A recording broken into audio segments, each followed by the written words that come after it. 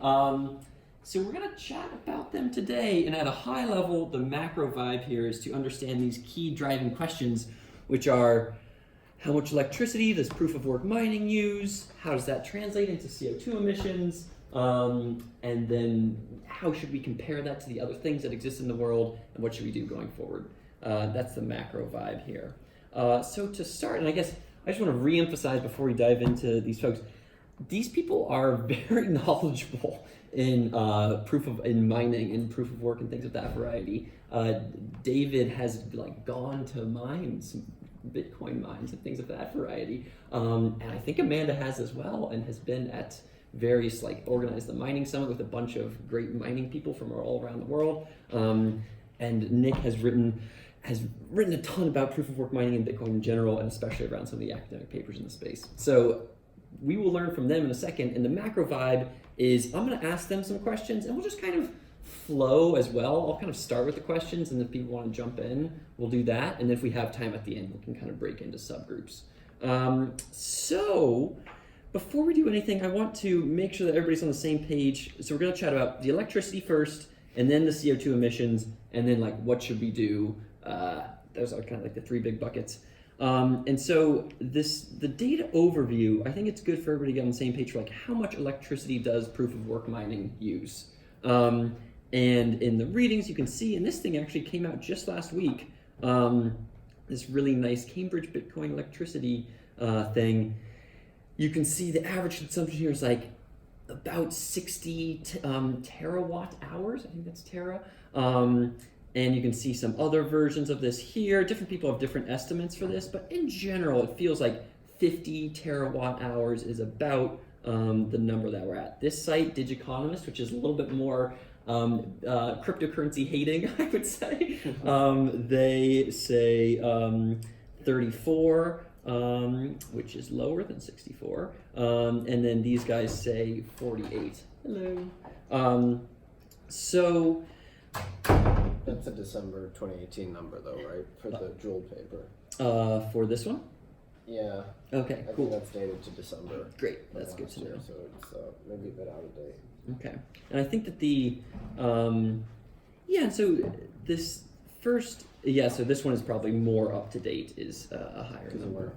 Yeah, because the amount of, so before we chat about the electricity and the different approaches here, I guess what I want to ask you all, just to make sure that everybody's clear here as well, why do we need proof of work mining? And isn't it wasteful, or is it, why is it expensive? What's the point of it? I'll go for that. Yeah. So we have this problem at the computer science level of how can a bunch of mutually distrusting parties agree on a single source of truth. And until proof of work came out, everything really depended on either trusting someone or having some sort of collaborative arrangement where a whole group of people are working together to lie, then we can't be certain that everyone has the same truth. And so up until 2008, kind of the state of the art was, as long as less than, I think it's 50% of the group is lying, then we're good, and we can trust that everyone has the same truth. At least all the honest people have the same truth. But there's this fear that in reality that doesn't work out so well. You see conglomerates and conspiracies pop up all the time, and so we wanted something stronger. So Satoshi had this idea of, what if instead of signing things, we just I think of it kind of building a tower. We just build the tallest tower, and whatever truth is perched on top of the tallest tower, as long as everyone can see which tower is the tallest, then we can all agree what the truth is. And so that's why we need proof of work, is that it allows us, independent of collecting some majority, everyone can agree together on what the truth is. And so I think it's a very elegant solution. Obviously, it requires actually building a tower, though, which is a difficult thing to do. And so yeah, the tower building process is the thing, and that's the proof of work where you say, hey, I'm going to do a bunch of work on this thing, I'm going to build this tower, and so if someone else tries to build a different tower, you're like, no, that tower is bigger, I always trust the bigger tower. And so that's why we kind of need the proof of work as a possibly, does this like, so what do you guys think when you hear the arguments of like, oh, it is wasteful or it's expensive? Some people say, yeah, it is necessarily wasteful or is necessarily expensive.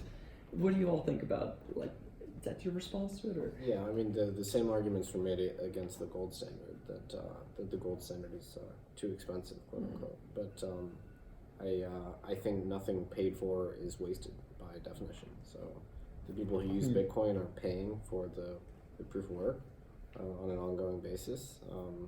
So definitionally, I don't think it's wasted. I think you might say it's a wasteful use of society's resources, but then you have to compare it against all the other potentially wasteful things we do, like have Christmas lights and so on. So if you want to go down that road, that's fine. But then it's like, nobody has a good top-down way to plan economies. Like, we know that doesn't work, right? Think about like David's tower. It's easy to point out that tower and call it because it's transparent, just like Bitcoin mining, right? It's Bitcoin is transparent of its energy use and just its spend in general, and it's very simple to say that sounds bad, but there's a lot, like Nick was saying, like worse not just financial, just general wasteful systems. So I was talking to David today, and we were thinking about wasteful systems like fireworks. So July 4th being last week, like we all love fireworks, right? They're fun, but $1.09 billion is spent every 4th of July on fireworks. And then Disney spends $50 million a year on fireworks. It's like, no one's getting mad about that. We're just like, get happy about fireworks. Like that note, it's like using helium on like these like giant parade balloons when like the like scientific use is so much more important, and it's like very like, it's a resource that like we're like running out of relatively quickly. So like that's a real wasted resource if you think about it for someone's entertainment. And here we are just trying to build a really good global financial payment system, but let's complain about energy. Yes, I think that's a really interesting point, that just the transparency piece, that because it's all transparent that it can be seen, which is nice. I think also on the comparison piece, and we'll chat about this a little bit more in a bit, but if you see on this site, cbeci.org, you can see it compared to a bunch of different things. So like if you want to look at something that's like really bad, then you're like, oh man, this one, it's like the amount of Bitcoin, the amount of electricity used annually in the Bitcoin network could satisfy the energy needs of the University of Cambridge for almost 400 years. You're like, oh my God, Bitcoin is the worst. But It'd be a great Twitter handle. Every day you just get a tweet of like, what? Yeah, once per, that's funny, it's perfect. Well, what's interesting about that is that the University of Cambridge does have its energy needs met. Like you're not taking their energy away, right? Like we're not at the point yet where we're trading things off. So like when you're talking about how much energy something is using, that's only like in a scarcity model. Like that matters more in a scarcity model where like we really should be worried about water usage, right? Like because we're going to start going to war pretty soon about water rights and water usage, and this is. It is interesting. Not at the point where it's an underappreciated point, because Bitcoin is a new subsidy for cheap energy, and it induces the production or the capture of stranded energy in many cases. Sorry, say again? It's a new subsidy? Yeah, it's essentially a subsidy which didn't exist previously for energy which might have been trapped. So the archetypical case is the dams in Sichuan province, where that electricity would be curtailed, or the water would just be let out of the dams because the grid didn't necessarily have the demand for it. So instead, it got monetized in a black market way, where the dam operators cut deals with miners, and they were able to monetize something which would otherwise be let out of the dam.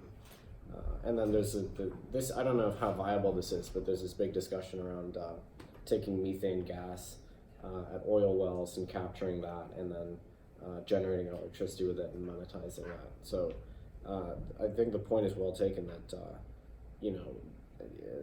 energy is not necessarily globally fungible yet. So if this subsidy exists to monetize, sources of energy which aren't necessarily being captured, you're not confiscating anyone's energy to do that. Yeah, I think there's kind of two separate points there. I think there's the first, which is like water, like for the Colorado River, it's like 13 million liter tons or something goes from the top of the Colorado River all the way into the ocean. It doesn't make it there because there's not, each of the different states has their own allocations and whatever. And it's like, oh, the people, Mexico gets like nothing, and America gets like a lot with the different states. And it feels weird that energy at this point, it is a non-rivalrous good, or well, not necessarily non-rivalrous, but we are in the situation where it is more abundant, kind of, where you have things, you can produce more energy, and it's not as clear. Like if Bitcoin was using water, I think people would be much angrier, and I think it would be a different vibe. I think there's that point, and there's the point about how Bitcoin and other cryptocurrency mining could be a way for stranded energy to be monetized, and that's the subsidy piece that Nick was saying. Dan, does that make sense, by the way? Are you convinced by that point? Yeah, so I don't know about this water point. Like, water is not globally fungible either. You can't just like take water, excess water in one place and give it to people in another place. Like, it's really expensive to transport water, right? So if Bitcoin ran on water, I think it would not be that different. That's my kind of feeling. It's kind of similar, actually, to the way it is now. I think the difference is like, for example, so I work a lot with geothermal, right? Yosemite is a super volcano with a ton of resources that we don't explore because there's nowhere for that electricity to go. Because there's no one, transmission is very expensive. And so for someone to consume that electricity, you have to transport it to them. No one lives in Yellowstone, people live in San Francisco, LA, blah, blah, blah. But if you have a resource that just all it does is consumes electricity and turns it into money, right? Bitcoin.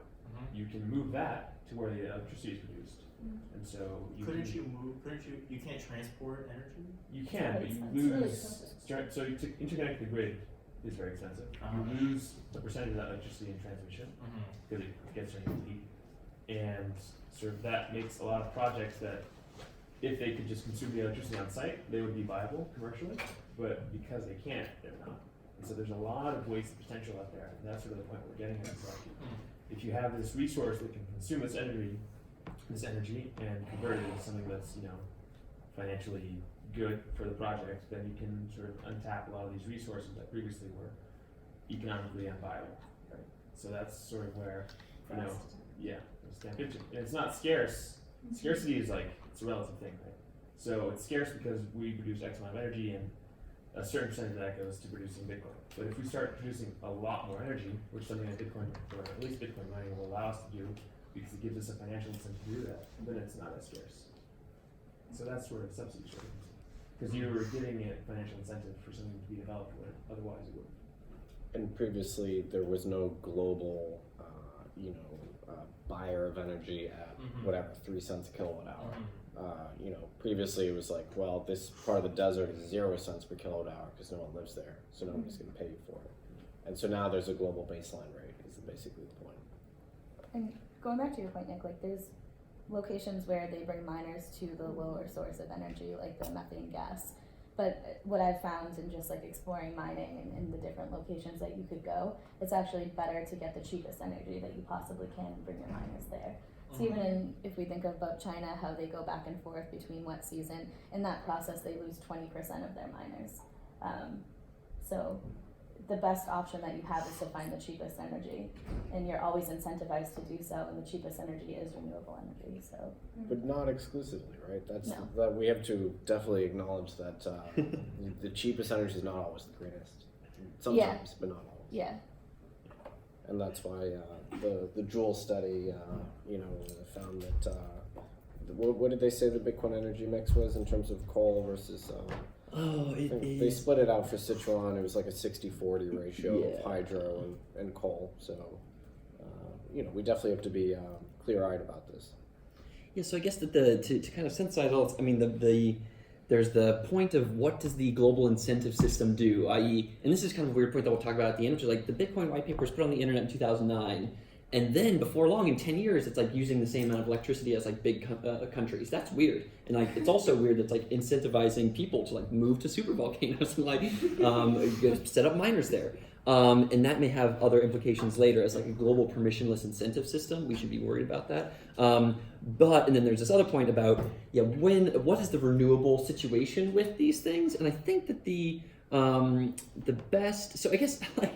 And I want to actually ask one final question before we look at the CO2 emissions, which is my macro vibe. After I came into this being kind of like, so if you look, the macro vibe of the internet, my like more kind of green social justice friends will come to me and be like, Rhys, what do you think about this? And they'll post me something that's like Bitcoin mining bad, or like bad for the environment. I'll be like, it's more complicated, I'm not sure. But then I go into like Bitcoin Twitter, and then everyone's just like, Bitcoin mining creates renewable energy for everybody. And I'm like, I don't know. So I honestly came into this having no idea of like where I would stand. My macro vibe is essentially is closer to the Bitcoin Twitter side, all things considered, which is primarily like this chart where it's like, yes, Bitcoin is using a ton of energy, and you can see it here. It's whatever, if it's 63 terawatt hours, and again, it's somewhere in probably like the 30 to 60 range right now. If it's using that amount, that is a middle-sized country, but it's a massive, like it's definitely a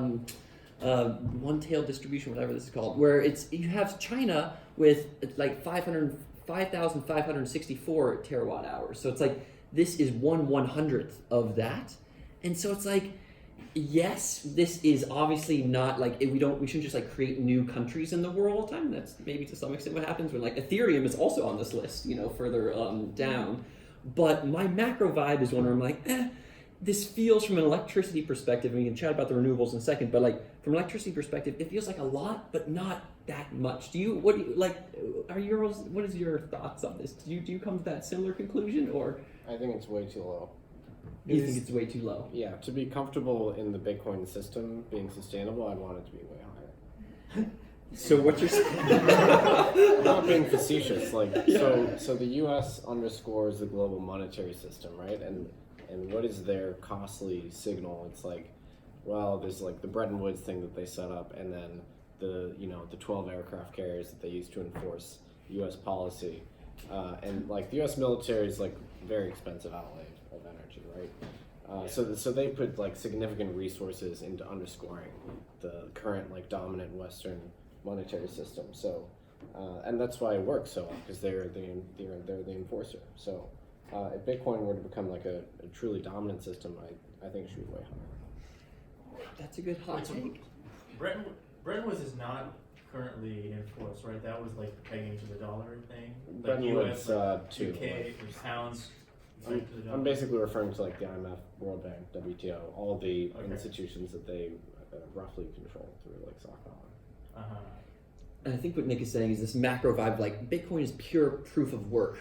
It is pure proof of work to create this global, this honest ledger, versus something like the United States government, which has a proof of a lot of other things, like proof of aircraft carrier and proof of whatever. That's like, hey, this allows us, the US dollars in our pocket and our credit cards, to have kind of a safe backing to them, and that you can prove it in various different ways.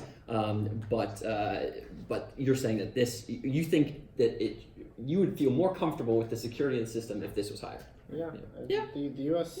spends trillions of dollars on the military, and we know much of that outlay is related to retaining their status as the dominant monetary power. Who was it? The congressman that kind of admitted as such recently said that the cryptocurrencies potentially impair their monetary privilege. So this is like an open secret. It's not something which is hidden. We spend X amount of taxpayer dollars on that, and it's covert though, and that's the difference, right? It's not transparent. So I want to ask, or go.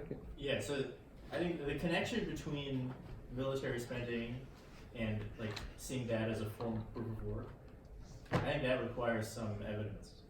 Like, I don't think that the congressperson, said that cryptocurrencies, because they are not, because the issuance is not controllable by the U.S. government, so it kind of subverts the power in that way. Like the direct mapping between, basically, I welcome more evidence for that. Yeah, I agree with that pushback. It's difficult to So put I an think- actual number on it, right? That's the problem. Good deal. Maybe drawing a direct mapping between like proof of work and proof of guns doesn't make sense. But to say that the U.S. spends considerable resources on protecting its financial system, and then drawing a line to Bitcoin spends substantial resources on protecting its monetary system, I think at that level of abstraction, it's a fairly reasonable comparison. Even if we don't have a good scaler on each, I think you can say it in those terms. We're talking about security, right? Yeah. When we think about like the electricity spend or the proof of work for mining is the security of the network. Right. And the military is the I agree with security. that, yeah. But I don't agree that the military, that you can even say that the scale of the spend on military is for securing our financial system. Partially. It's definitely partially right. Like it's a reputational thing as well. Like the reason, underscoring. Like the reason we underscore with military backup is so that our reputational status in the global market remains strong. Therefore, the U.S. dollar remains the U.S. dollar that everyone pegs themselves to. Yeah. Therefore, we are the relevant part, right? This is the think- same with Bitcoin. Yeah, I get that. I think it's a very fuzzy argument. Like the It's value of the dollar is in its, so like the value of protecting Bitcoin is that you're sure that it's not going to, you're relatively sure it's not going to inflate, right? And so the U.S. dollar, the U.S. government wants to communicate that it's not going to inflate very high, right? So you can have value in the dollar, but that's not directly connected to the military. And so that's my entire point, that I welcome a more rigorous, and I think there is some connection between American taxpayer spending of various kinds and securing the financial system of various kinds and influence, okay, and the value of the dollar. But I wonder what that really is. Isn't there also though, like normally when we think about a cost basis for something, right? We think about it in terms of like profitability and what we're getting from that, right? Like it's worthwhile to put resources into protecting the US dollar because there is a worthwhile value associated, right? Like if I think about this and I think how much energy is being used to create how much financial gain, right, for everybody who's involved in that. As opposed to, for example, think about like the fact that we shipped a lot of manufacturing across the world. So you make a really heavy piece of equipment and you put it on a ship and you sail that ship using fossil fuels across the ocean, and it takes a lot of fuel because it's heavy, right? To get what? Like a 2% return on the washing machine or something like that, right? Like I don't know if that's been done, but I mean, I think if you thought about the energy expended for the return back on that, I don't know, like this might actually be a really efficient use of resources. I mean, I don't know what it costs to ship a washing machine across the ocean, but I mean, think about like a pallet full of washing machines on a ship. That's a lot of fuel. Like I know that airlines will tell you, like every pound that they save has like a direct bottom line impact, right? Because that's why they make a big stink about like 50 pounds for like the bags. They want you not to bring stuff on, right? Because it's cheaper for them. And so that's kind of what I think of. Like, I mean, we're comparing this usage to other usage, but I don't see us comparing this value creation to the other value creation. And until you do that, I don't, this is like an intellectual exercise. It like makes people feel smart, but it doesn't actually accomplish anything. Well, I think that there's there's the cost side, which is the proof of X side, and that should be likely. There could be more evidence, much more evidence put there in terms of what the taxpayer situation of the U.S. is and how that goes into actually the Fed or the military or all these different things that create our nice stable monetary policy and make this valuable good. And on the other side is what you're saying, which is that there's what is the value of this thing, and the value of Bitcoin. Should you measure it just as like Bitcoin is a thing? Should you measure it as like, oh, it was the thing that started a thing that like 10 years later, Libra is the first private money in like a really long time. Like that's probably a good thing for society. And so how should you measure the benefit, I think is a macro question. Let's go one click further on this just to be clear, which is when you compare it to other things, You compare it to, so people often compare it to like the US, like the proof of guns comparison is a kind of a classic comparison within the Bitcoin and crypto world, which is like how much does the US government cost to, create the US monetary policy. There's also, you can compare it to something like, and again, I haven't looked too deeply into this, but this is the Bitcoin network versus the Visa network in terms of energy footprint per transaction. And this is like 500,000 Visa transactions for one Bitcoin transaction, which generally makes some sense where you're just like, okay, it's changing one byte on a database or one line on a database in Visa versus all the proof of work required for Bitcoin. So that's another comparison that people make. And then the final, or another comparison on top of that people make, and this is Nic's article, there's this Nature piece that looked at various the cost of Bitcoin mining, and I think this graph is the best one. Or I guess, Nic, do you want to kind of explain what this article was and what's happening in this graph? Yeah, so in this piece, which is worth reading because it's quite fair, the authors tried to compare this is the cost in energy per dollar of the commodity produced. So how much energy does it cost in, I think, what's the unit, megajoules, to produce $1 of worth of the commodity, with aluminum being the outlier because aluminum is very energy intensive. And so then they compared it to a bunch of synthetic commodities, so cryptocurrencies, which was very cool. But this whole piece that I wrote is actually me being kind of nonplussed because ultimately, if you're making $1 available for sale, anybody will pay up to 99 cents to acquire that, right? So it's the same with crypto mining. People will pay, about $1 for $1 worth of goods that's being produced. And so all this article does is it measures the relative energy intensivity, but ultimately people will be paying for that unit in some mixture of physical hardware like ASICs and then energy. So what they found was that Bitcoin is more, the ratio is more tilted towards electricity in the case of Bitcoin, whereas the other cryptocurrencies were more tilted in the direction of physical hardware, which makes sense actually because Bitcoin has ASICs and the rest of them are more GPU mined. So I think I understand what you're saying, which is that if you're going to create $1 of something, whether it's gold or whether it's Bitcoin, you're pretty much going to spend $1 to get it in an optimal equivalent or market in equilibrium. And so for something like gold, when you look at this, you're like, oh, it only requires 5 megajoules per dollar to get $1 of gold or whatever. That means that the amount of, you're saying that like there's also a bunch of physical things so that go into it. It doesn't make gold cheaper to produce relative to extracting $1 worth of gold. It just means that there's less energy per $1 worth of gold extracted, with the remainder being like, operational expenses and like, whatever, equipment. And so things.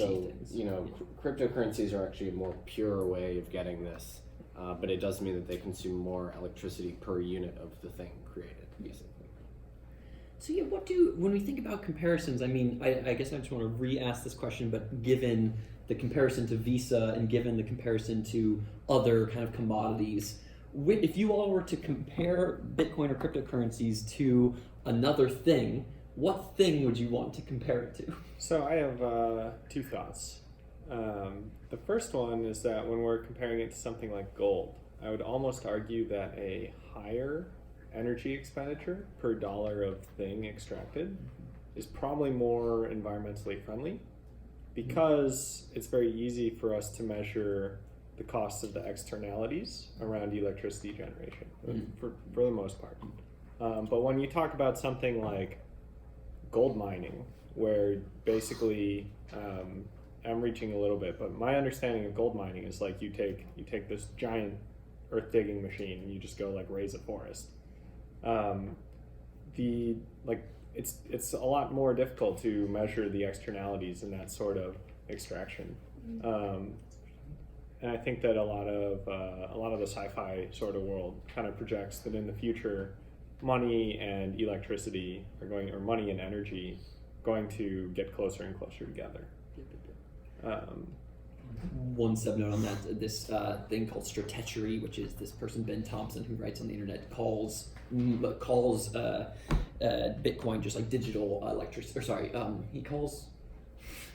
he makes that mapping in a very explicit way, which is just like, yeah, Bitcoin essentially, for all intents and purposes, as we've shown before, is like if you can take energy in the world, you should turn it into Bitcoin. If you can, or vice versa. So, but what would be your answer to the question of what would you want to compare it to?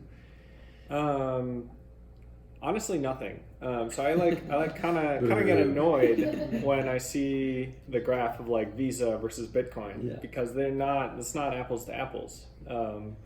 When I make a transaction with Bitcoin, it comes with a lot of like structural guarantees that don't exist in a Visa transaction. So I'm willing to spend a lot more on a Bitcoin transaction than I am on a Visa transaction. I'm willing to put a lot more faith in a Bitcoin transaction than I am in a Visa transaction. So when I think about like comparing Bitcoin to things from the perspective of like, is Bitcoin bad for the environment?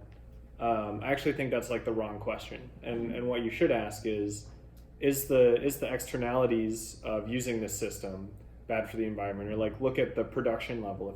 If we care about the electricity, the question should be, should we be regulating the production of electricity rather than should we be making decisions on how that electricity is used? That's why I don't like comparing Bitcoin so much. And you're saying that, and that's similar-ish to your first point, which is that if you have something like Bitcoin, you can much more easily see in theory, more easily see the externalities of your actions. In theory, and so, which we're talking about in a second, and that you want to measure that rather than just the pure energy usage. Yes. Yeah. Cool. How would you all relate, or what would you want to compare it to? Amanda? So I would say exactly what David said. We shouldn't focus on the energy usage, but more of the value that's created by the system. I think we all like to compare things to other things because it's easier for us to understand, but Bitcoin is something new and different, and it's okay if we don't have a perfect comparison. Just understanding what it is, I think, is more important. One thing I'll add is that the comparison to Visa is incoherent on its face because the energy usage of Bitcoin does not scale with the number of transactions. So an additional marginal Bitcoin transaction will not cause the system to consume any more energy. It kind of consumes a fixed amount of energy per unit of time, which is a function of the issuance schedule and the price. So if the price goes up and the issuance schedule remains the same, then it'll consume more energy. And that's a function of the fact that we're in the subsidy era where the 21 million Bitcoins are still being issued to the world. So because Bitcoin's worth a lot, issuing 21 million units of something that's expensive, it means that people are going to put up an equivalent amount of value to acquire them. So people will spend $1 to get $1, basically, and that's what's happening. But in theory, and this isn't proven, at its mature state, when the issuance is over, then that's the time to make the per transaction energy cost comparison. But that's not for a while. And so your claim here is that because, if I understand correctly, it's that, well, I think there's one version of this which is like you can't measure per transaction because the transactions are part of blocks, and then you could measure like on a per block basis if you wanted to. But I think you're saying something different than that, which is you're thinking of it more as a function of the issuance and the current cost of Bitcoin. Is that correct? Yeah, I mean it's as with gold.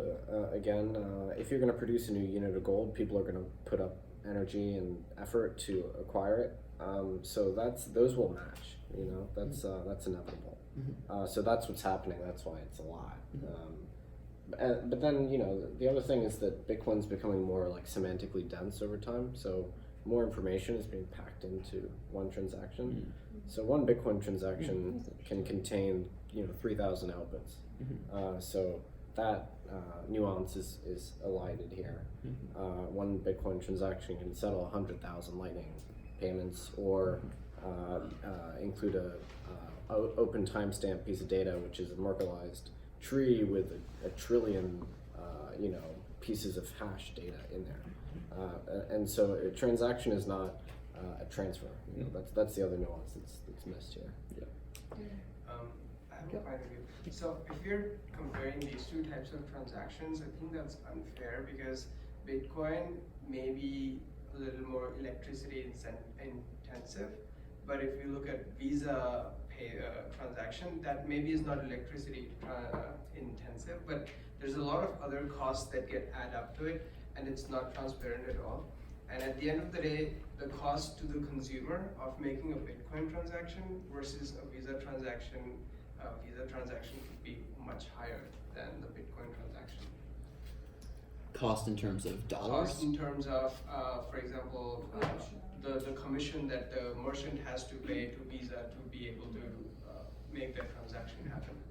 So I think it's like 1 to 3% depending on the country that Visa network themselves charge. Yeah. So if you're looking at it from an electricity point of view, maybe Bitcoin is more expensive, but if you look at it at a holistic point of view, at the end Visa charges much more than what we pay for Bitcoin. Yeah, it's in. Bitcoin is a full monetary stack, and any other cryptocurrency is, whereas Visa is only a part of the stack. You know, with Swift and FedWire being below it. So it's Do they also, say what they're using as their Visa transaction unit here? Like what It's probably one card is it? swipe. Literally one card swipe? I'd assume it's one card swipe. Okay. So They not, really not use even different like use. following the procedure down to whenever it ends up, from like bank to bank. yes, you should compare it to like a settlement transaction, some Right. type. These are all deferred settlement transactions, which get bundled into settlements later, but at a different level in the stack. Yeah, so Got it. it does make sense. And this one, and I think we should move on right now, but this one's saying for this specific chart, this is looking at the total amount of Visa energy consumed for all of its operations. And then using that here. So they're kind of there. So it's not just the changing the item in the database, it's like all the things they do. So I want to move on to move for a bit to this other point here, which is we've been talking a lot about the electricity piece and what we should compare it to and etc. I think I just want to be clear about in chat for a second about the actual, so there's the amount of energy that's being used, and then there's like how bad is it for the environment. And the how bad is it for the environment is again an open question. It looks like, so if you think about the total amount of energy, it's around 50 terawatt hours per year. If you think about the amount of badness for the environment, carbon for the environment, it's between 15 and 34-ish megatons of carbon per year. So you can see that in each of these different things. This one is this nice jewel piece which says, it's going to be 22. This one, I believe, says it's 34. That's the 34 number. And then this 15 is like a person on Twitter who is critiquing this piece and says, I think it's more like 15. But a relatively legitimate person on Twitter, not just a random, like a person who came up with and I think, and just again, for me, I just want to re-emphasize that if you look at the countries by carbon dioxide emissions, so we're looking at, so if you're looking at about 30 megatons of carbon per year, the whole world does about 37,000, and so it's about 1/1000th of the world, and so you can see, just like with the other graph, it's like the amount that China and the US use is a ton. And then and then you scroll down, and here's where we start getting into the Bitcoin range, which is like with a lot of various random countries here. And this just as a meta note here for people that are looking at things that talk about anything, but especially things that talk about Bitcoin cryptocurrencies, and especially Bitcoin cryptocurrency mining, that you can, if you want to pull out, like if I were you and you want to say that this is bad, I would say like, wow, it almost uses as much as New Zealand. Mm-hmm. But if you want to say like, it's not that big of a deal, you're like, it's like Bahrain, and that to me, they feel like, oh shit, that's like nothing, but in fact, they are the same. So that's kind of... Tough on Bahrain. Yeah, sorry, Bahrain. I don't know very much about you. I know very little about you. Now, New Zealand, I'm like, that's a developed country. They're probably spending all kinds of crap. Solid Middle Earth. That's kind of the crux of our whole argument right here, right? Which is that things that we understand, like we perceive New Zealand to be bigger and well developed compared to Bahrain because we don't know anything about it. Like, yes. it doesn't change the data or the facts. That's just literally playing on kind of like people's emotional, like in risk management, for example, we know that the data show that people are afraid of things they don't understand, and they're not afraid of things they should be, right? Because like you're not afraid to get in your car because you get in your car every day, but it's a much riskier proposition than getting on an airplane, right? Even though airplanes are safer, right? But people don't fly all the time, so that makes them scared, right? So this is kind of the same thing that you're saying, right? Which is that, you know, if we don't understand it, it therefore somehow magically becomes riskier, scarier, more expensive than things that we understand pretty well. Yeah.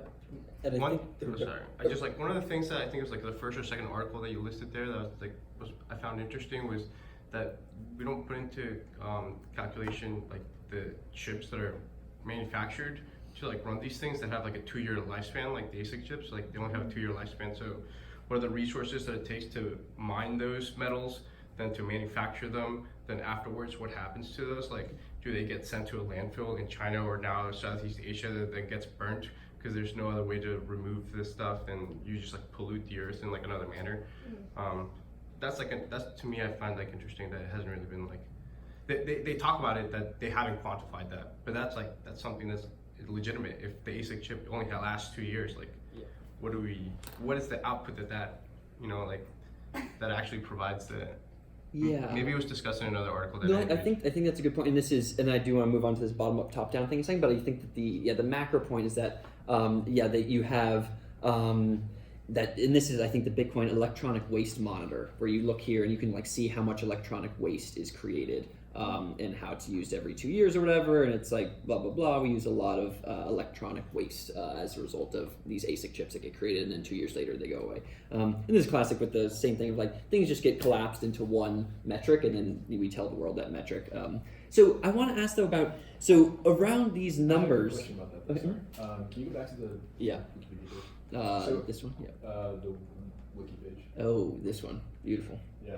And it's just a question I have, and this is something I haven't really been able to understand well. So I'm not really like a green environmental person, so as a Bitcoiner, the environment is not my concern. I think the question for me is like, is any cost basically worth, I mean, it doesn't matter how expensive it is, is kind of my point. And I don't know, is that a legitimate consideration? Like, is anything kind of worth having Bitcoin? Is whatever cost kind of part of the process? I personally would say no. I mean, or I guess like if we had to kill everybody and blow up the universe in order to build a Bitcoin, I would say that's not the right thing. You know, I'm not doing that. But I think what you're saying is similar to what Nick was saying earlier, which is, hey, if the security cost of this stuff is a lot higher, and you think there's a lot of, and it's similar to what Catherine was saying, which is that if there's a lot of power, if you think that the benefit is really, really high, then you're down to pay more of a cost. Is that kind of what? Yeah, and that goes into censorship resistance, which I think underpins this whole thing, which goes into value. So yeah, that's kind of the argument. And that's similar, I guess, to what they were saying as well, which is, oh, we might want to compare it to Visa, but you're like, no, it's a different, more secure, different kind of categorically different beast in and of itself, and so it's tough to compare it. I do want to go to this bottom-up, top-down thing for a second, which is, because the macro vibe, when people write these papers, it's very tough to determine. So like for this one, they say, you know, here's what the power consumption is, and the power consumption is honestly a little bit less controversial. It's going to be some number, but then when people start to talk about the carbon footprint, that becomes more difficult, because then you have to say, okay, how much money, or of all you have to know the renewable energy for all these different Bitcoin miners all around the world, which is very difficult, especially when some of them are in, you know, Western China and hydroelectric power, and in one season they produce power and the other season they don't. And so I think that, and I guess I want to ask David and Amanda this. I know that have you both been to Bitcoin mining operation? Have you also? I have. I went with Amanda. Together. You went together? In Messina, New York. Yeah. Okay, and have you? I've not been to a large mining farm, but much of the staff at our company has.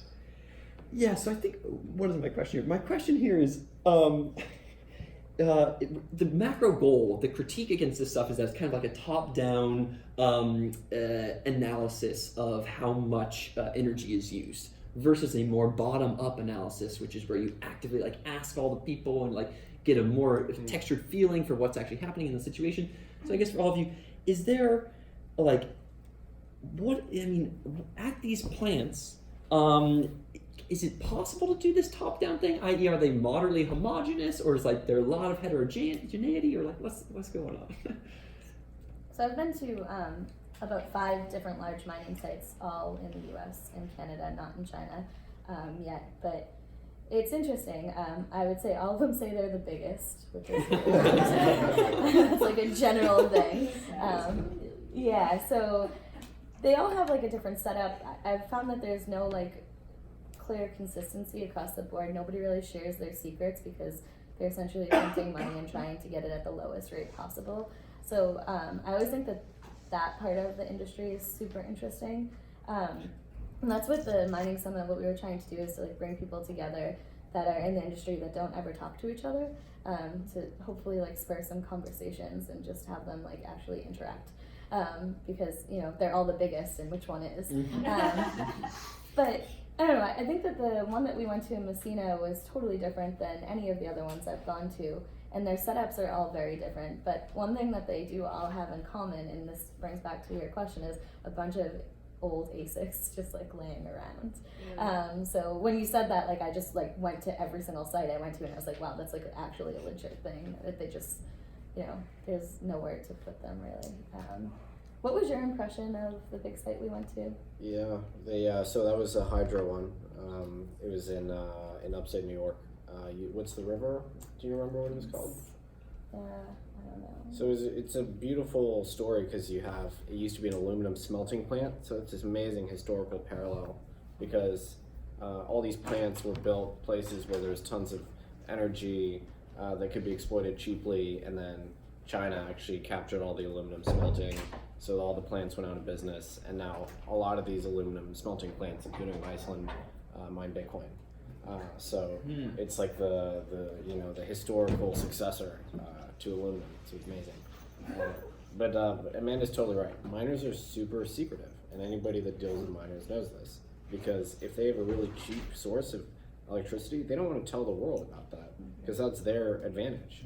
And a lot of mining is gray or black market. You know, it's like they don't want even the local jurisdiction to know what they're doing. So the analysis in Joule was good in terms of IP addresses, to get a rough sense. But like I think the bottom up analysis is like almost impossible to do because miners, by their very definition, do not want to disclose what energy they're using.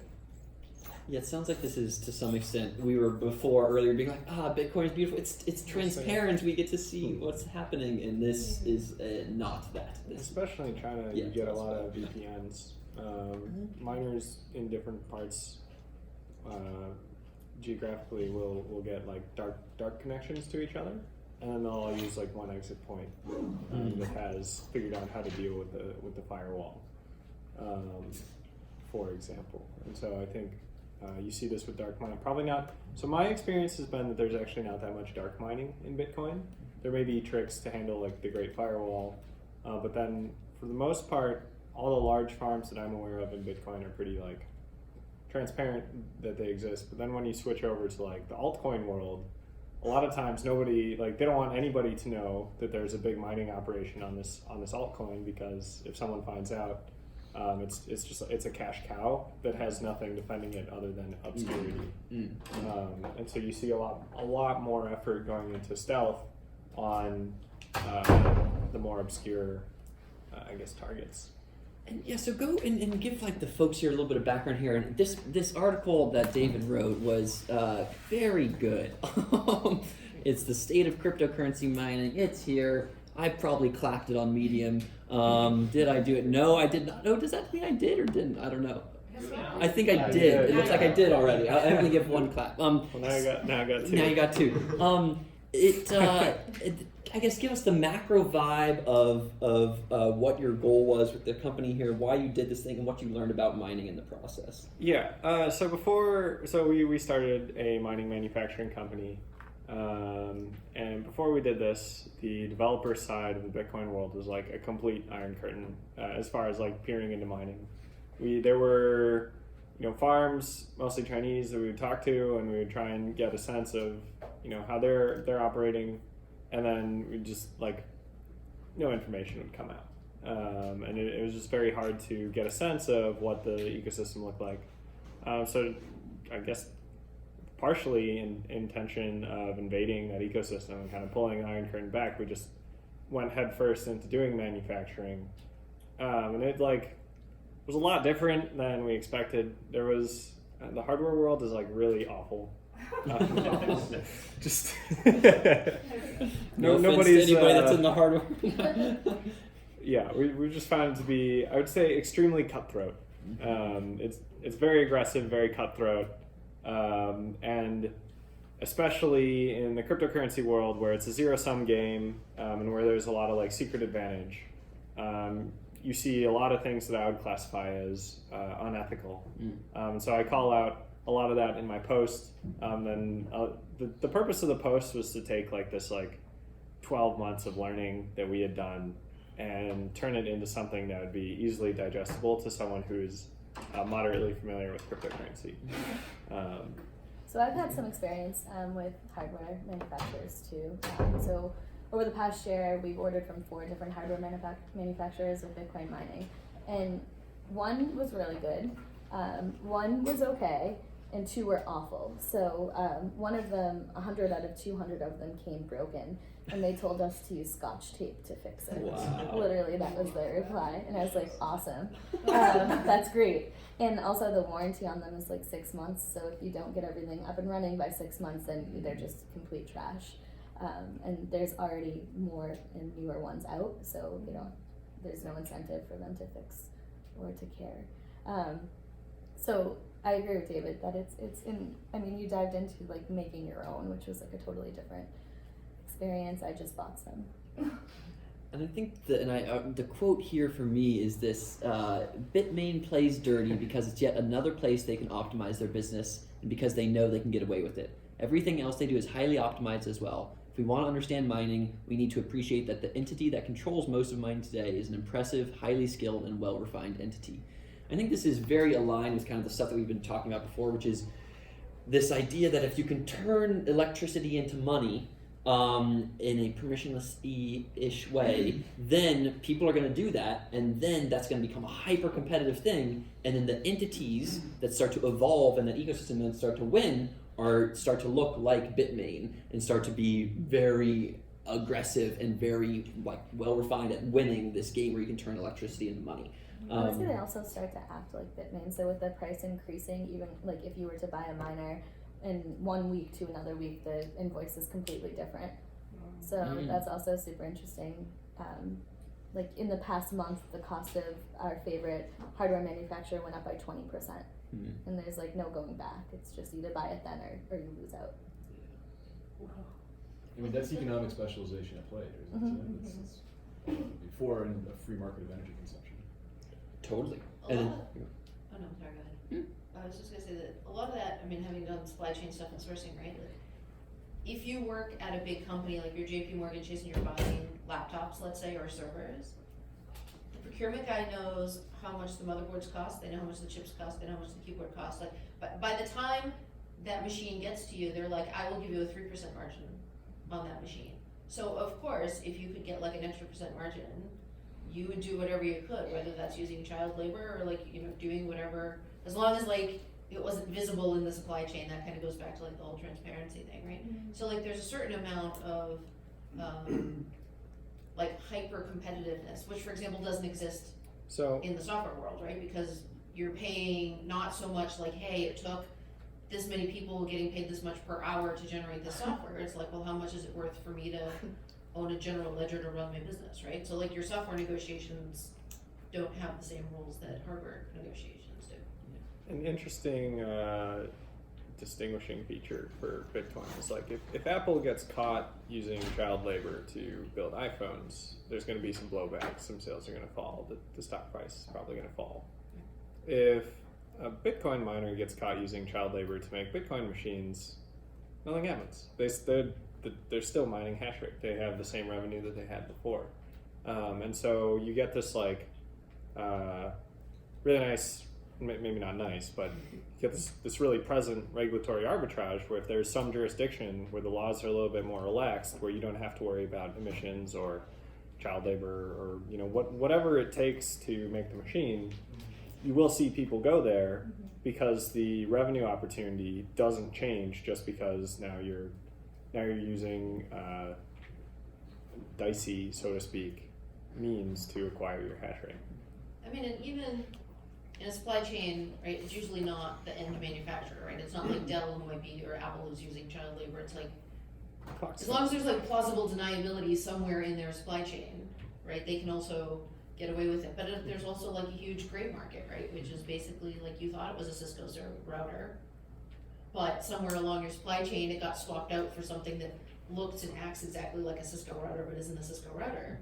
Right? I mean, I think that just kind of goes back to a lot of the things that we're talking about here in terms of like the hyper competitiveness and like the tough market that is. Now, I mean, if it's a specialized server or, specialized equipment, then, some of those rules don't apply. But like, what you were saying earlier about like, okay, the ASICs that are a year old, right now, all of a sudden there's like a lot more cost pressure on that. Like not the machine that's coming out in 3 months, and if you buy it now, it's, worth this much money, right? Like the more that particular piece of hardware is perceived as commoditized, then that like just pushes that into that, because the hardware business is highly understood from a cost perspective. Like literally, if you buy these machines at a big company, everything, every component cost, and like how much it costs to ship that on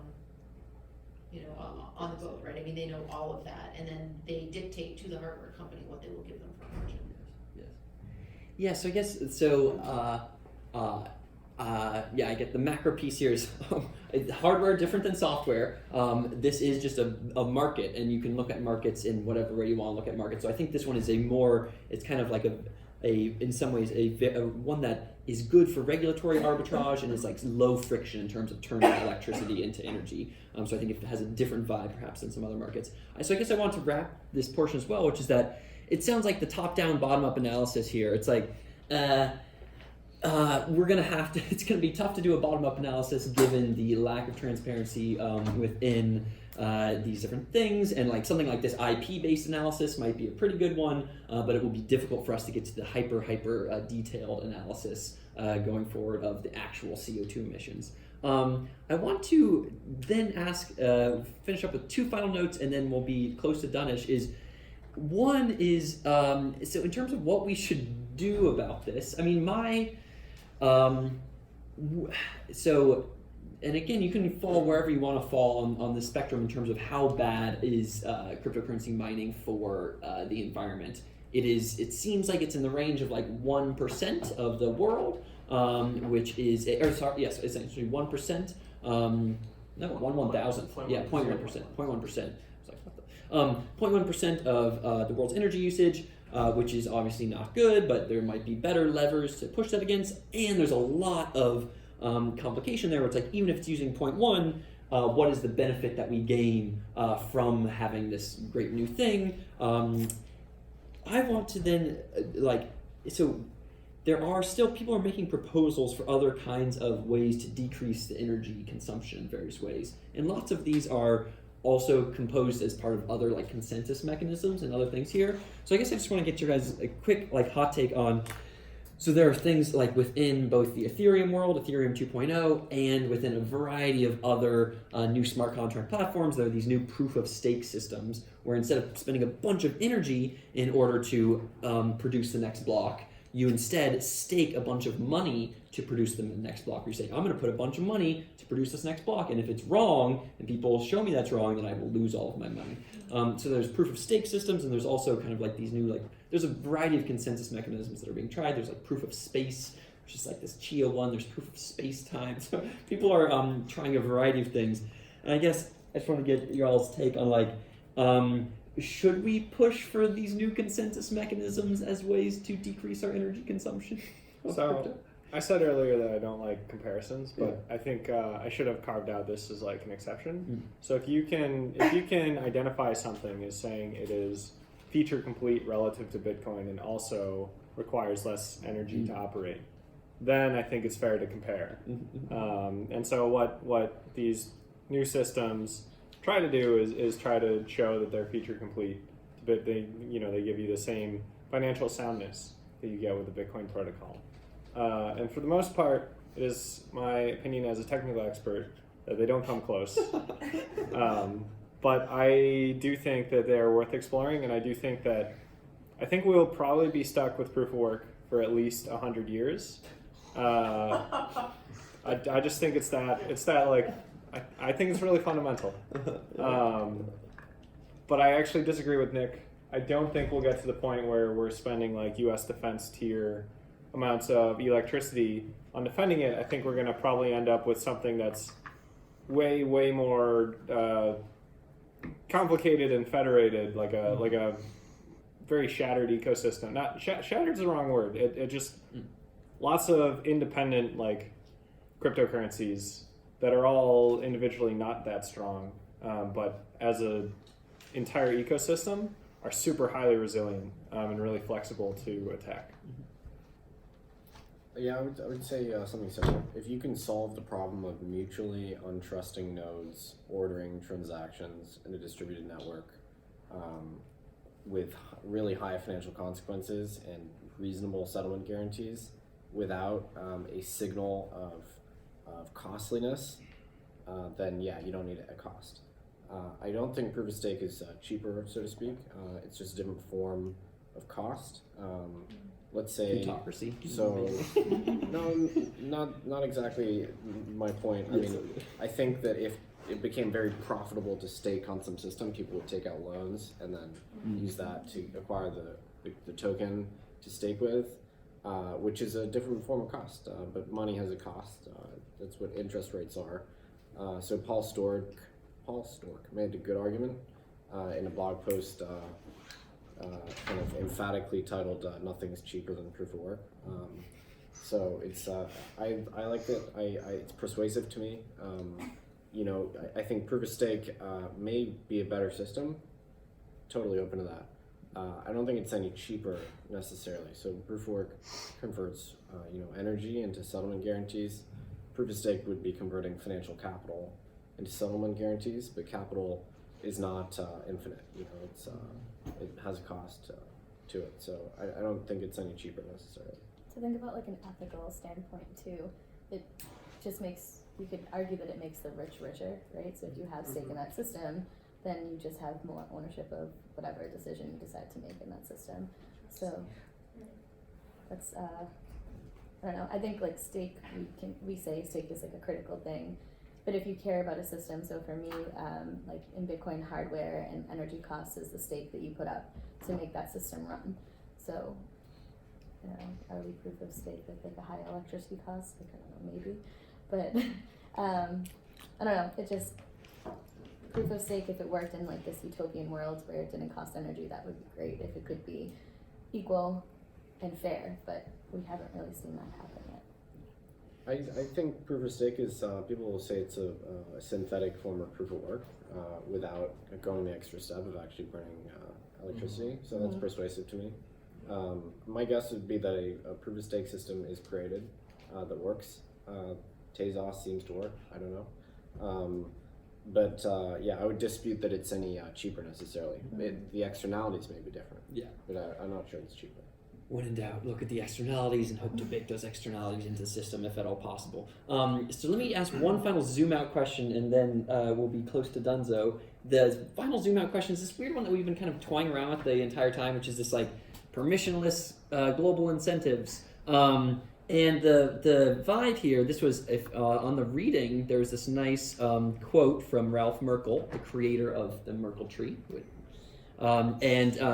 He says in this Dow's Democracy and Governance piece, he says, Bitcoin is the first example of a new form of life. It lives and breathes on the internet. It lives because it can pay people to keep it alive. It lives because it performs a useful service that people will pay it to perform. This goes back to what we were saying at the very beginning, which is you put the Bitcoin white paper on the internet 10 years ago, and now we're all in this room right now, and there's a bunch of people all around the world who are excited by these things, and there's a bunch of computers who are also quote-unquote excited by this kind of stuff. And so these global permissionless systems are weird. So, and I want to make a connection here to this thing FOMO 3D. Who has heard of FOMO 3D? Raise your hand if you've heard of FOMO 3D. Okay, I'll do a quick explanation. So the macro vibe is, imagine that you have some cryptocurrency on the internet, some ether on the internet. I can pay, let's say it's 1 ether in here. I can pay 0.1 ether, add it to the pot, so there's 1.1, in order to get the pot. But I have to hold it for a full 24 hours in order for that to happen. But as I'm doing that, I'm like, oh, I'm going to do this. This makes sense. I'll trade 0.1 for 1 ether. I'm going to make money. Well, after I do that, then David looks at it and he's like, oh, I can pay 0.1 to get 1.1 now. So I'm going to do that. And so it is essentially a bunch of people looking at this big pot, essentially continuing to like put money in it, trying to hold that private key for 24 hours, hold that key for 24 hours.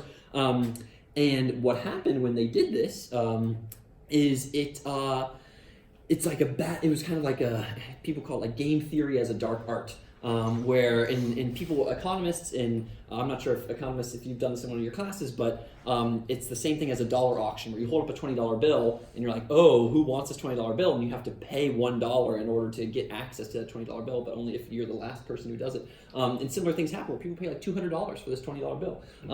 And that happened on the internet as well, where more than $12 million worth of ether was put into this contract before it ended in a weird way.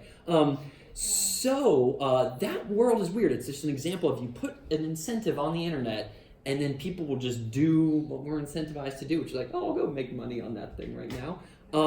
So I guess FOMO 3D is just fear of missing out extra? it's the definition of sorry, FOMO 3D was the specific name for that game. Oh, I see. Yeah, sorry for not clarifying that. That's just the name for that game that they created. And so I guess I wanted to ask the folks here, do you all sometimes I get worried about these new permissionless, democratized incentives, where it's just like, we're just going to incentivize the people to do whatever. Like, oh God, now like we're using tons of energy. Oh God, like people are just wasting their money on FOMO 3D. How should we think about this? Or are you worried or not worried? I'd say excited. Nice. Also excited. I think that it's kind of like Pandora's box, where you don't really know what's in it, but you expect that there's both good and bad.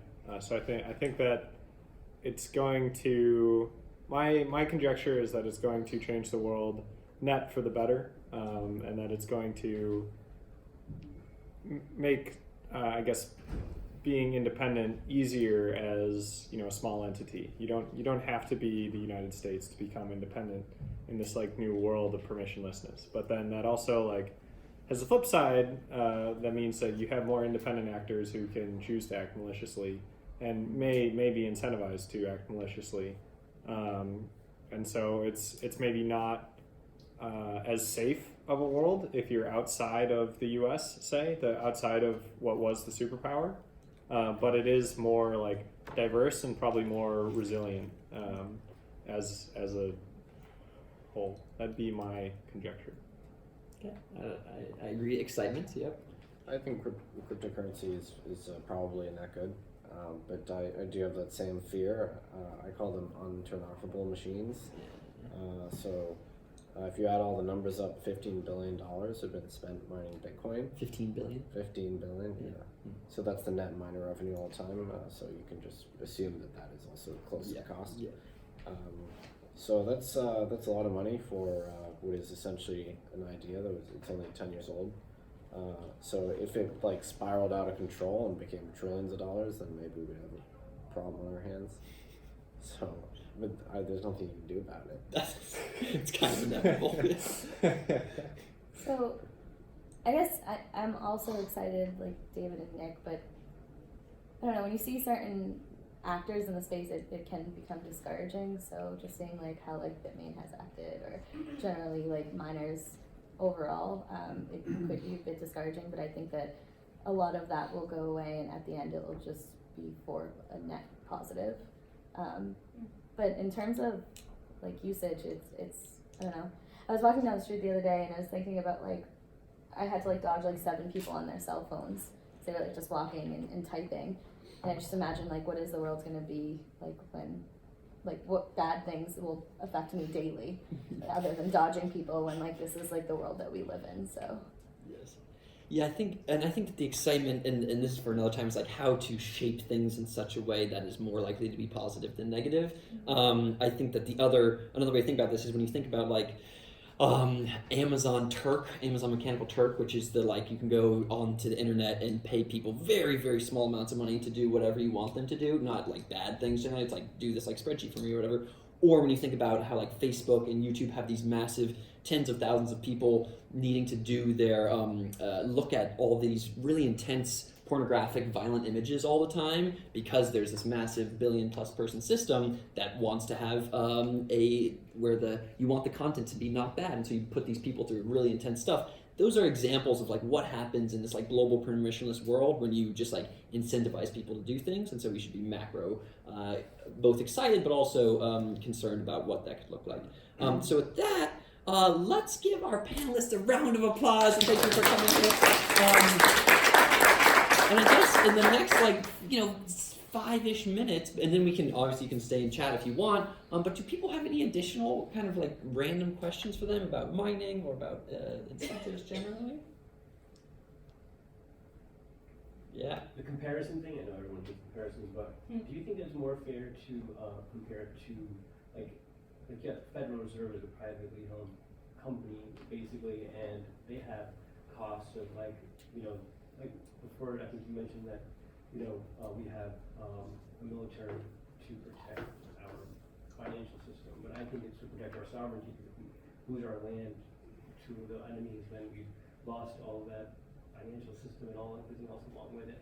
But I think that the true comparison is like the monetary system really being like this group of Federal Reserves that are in every country, like that list of all those countries, they have costs of energy, but all of the Federal Reserves have costs too.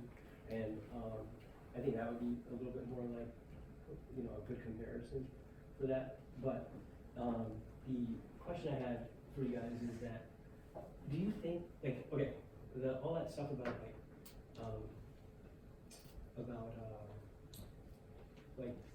energy and conservation of the planet is I think really, really important.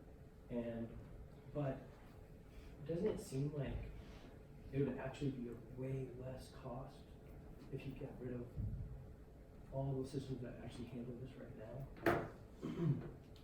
That's what Austrian economists might believe, that if you had a new neo gold standard or something, that there would be less incentive to inflate the currency, which some people believe is cost, and that net society's resources would be better spent.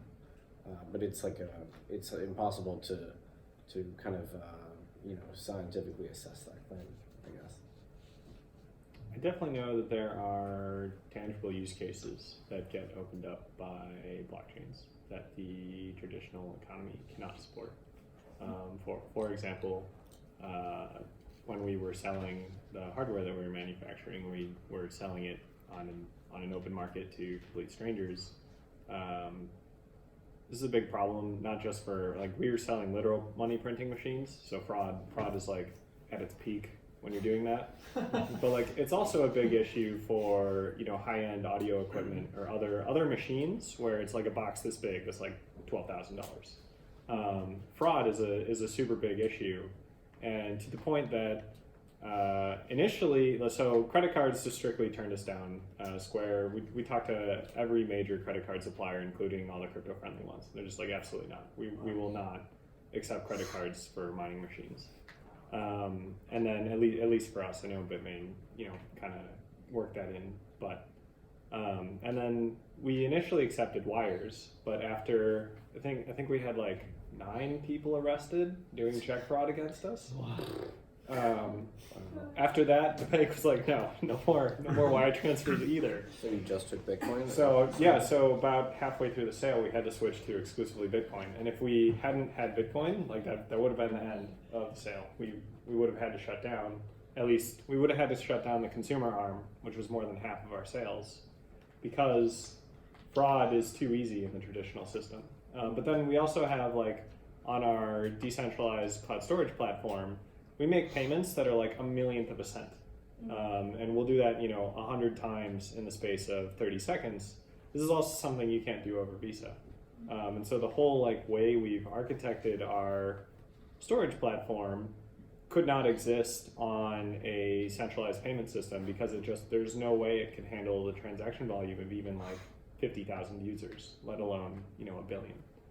Well, what if you were inside the system? I don't think it could. If you have 1 billion people doing, you know, say 20 transactions a second, Visa would definitely collapse. It only works because these 20 transactions per second are point to point on 2 different machines. And so if you have 1 billion people doing this, you actually have 1 billion, you know, parallel computers, which is more than Visa has, that are all facilitating these transactions. That's specifically for data transfer. You know, you send 64 kilobytes and you pay for it at the same time, and then you just keep doing that in these really tiny packets. So I guess this is say there are things that the existing system does well, and there are things that the new system can do that the existing system would not be able to do. Yeah, and it may be the case that they don't. One doesn't completely eat the other. We may have a future where Visa still exists because it can do certain things better than say cryptocurrency can. Yeah. Although I doubt it. So one more question, then we're up. Yeah, Tim. Yeah, if you can say any more. So what exactly were the people? So you accepted wires, but then someone was arrested for check fraud, which is different than wires? So in order to accept a wire, you have to reveal your routing number. Right. Basically, the traditional banking system Right. has this problem. It's the same number to I send see. and receive Okay. money. Got it. That is a big problem. So people Yeah. try to write checks from your Yes. bank account because Right. you gave away your wire information. Yeah, Oh so my it God. happened between $3,000, $5,000 at a time. I think a total of around 150 grand was spent. Oh my God. Most of it we didn't catch, but I do believe that we were able to work with some local police, and we did get we arrested a ring. Oh my God. Wow. We were not the sole participant. There were more companies that they had done Right. fraud upon, but there were some arrests that we contributed meaningful information to. Yeah, it's like Thank you. Wow. Yeah. The streets clean. but then with Bitcoin it wouldn't even be an issue because there's Right. no opportunity for fraud. And I think that's another unspoken externality of Visa is that Visa doesn't pay a fee to the FBI and to local police for tracking down financial fraud. But with Bitcoin, that service would probably not be necessary. That governments currently steward and pay for. Cool. So with that, let's give them one more round of applause. Thank you for coming. For the folks, by the way, who are so next week. So as a reminder, this happens every Thursday at 5 p.m. It happens usually in 341, which is just on the 3rd floor. And next week we're going to chat about income inequality in cryptocurrency. Because there are a lot of rich people who have a lot of money, because if you can turn money into more money, people do that. And that is sad, but there's also some good things as well. So we're going to check that out, and it's also kind of connected to these fair token launches. The other final note that I'd say, so feel free to hang out as long as you want. And also, if you are not on the mailing list, there's a mailing list here. Come talk to me, and then I'll just put you on the mailing list.